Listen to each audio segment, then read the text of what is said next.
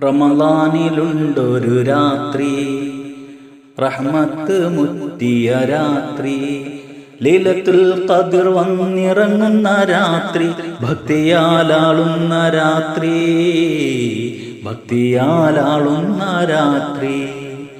1000 മാസം സൽക്കർമ്മം ചെയ്തതിൻ തുല്യമാണി പുണ്യരാത്രി, തുല്യമാണി പുണ്യരാത്രി.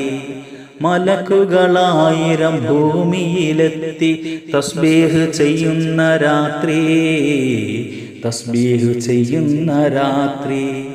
അല്ലാഹുവിന്റെ വിശുദ്ധ ഖുർആൻ പറയുന്നു, ഇന്നാ അൻസൽനാഹു ഫീ ലൈലത്തുൽ ഖദ്ർ, തീർച്ചയായും ഖുർആനെ നാം അവതരിപ്പിച്ചത് ലൈലത്തുൽ ഖദ്റിലാണ്.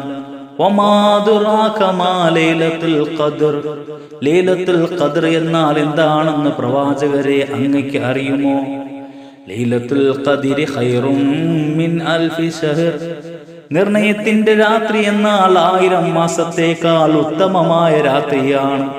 തനസ്സലുൽ മലായികതു വറൂഹു ഫീഹാ ബിഇദ്നി റബ്ബിഹിം മിൻ കുല്ലി അംർ, മലക്കുകളും ജിബ്രീൽ എന്ന മാലാഖയും അവരുടെ രക്ഷിതാവിന്റെ എല്ലാ കാര്യത്തെ സംബന്ധിച്ചുമുള്ള ഉത്തരവുമായി ആ രാത്രിയിൽ ഇറങ്ങി വരുന്നു.